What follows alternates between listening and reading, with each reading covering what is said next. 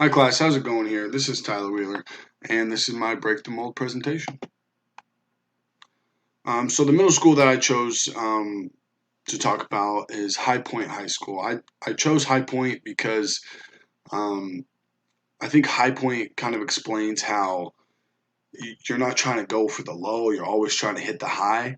I know it sounds corny and cheesy, but really I mean, it is what it is. The mission statement that I chose was preparing the students for beyond just success, but for life. That was kind of the main theme of mine. And I chose this because that having the word high in it, like I said earlier, has the students at this high school, middle school, they're supposed to achieve higher standards, set higher expectations or goals. You don't want them always going for the low or even the mediocre. You want them to um, always achieve more. The message that the students should get out of this name is that people can always count on the teachers at this high school. And I know that's hard sometimes, going through school, but you kind of got to trust in your teachers and trust in the process. So my BTM number three, um, these are all screenshots. So after school tutoring, that is one thing that is it's a must at a school. A teacher's job is not just from whenever the school starts to whenever the school ends. The teacher has to be there early and always the last one to leave. That also sounds cheesy, but it is what it is. Those teachers have to put in more work, more overtime, so that these kids can succeed. And then a free day for the students, not just at the beginning or the end, but in the middle of the school year, because you want them to always have that possibility of feeling free, feeling cool and collected. Um, and then my next BTM was parent involvement is a very good thing in education. And then kind of backed up by a little bit of research that says the more parents involved in their children's education, the better their entire class's motivation, behavior, and grades become. And I think this is true because I know growing up, my parents were always involved and I got good grades, but that's because I put in the effort. Number one thing is the student has to put in the effort, but the parents putting in that effort as well helps the student to push themselves past the point to where they just want to give up.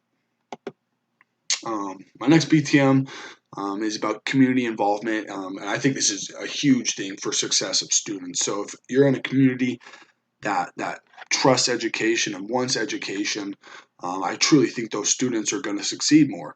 If a student has the support from the community, then that can make their school life so much easier. And that was like for me, sports was a big aspect at my high school in Washington. And truly, if once the community gets involved, that's when you have the support from your friends, from your family, from neighbors, and that's when really you have the idea that teachers, you can trust them and you can grow as a community. My BTM number six was potential teacher candidate characteristics, and I'm sure a lot of you guys had the same thing. The first one was hardworking. A teacher must, and this is a literal must, have a hardworking ethic because they will be doing a lot of work, and sometimes they will have to put in more time than they thought some days.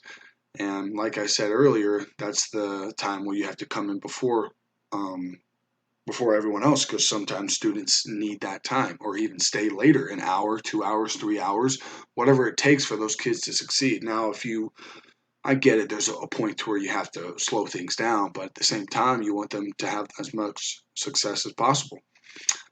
Personable, meaning they're likable, they're fun, energetic.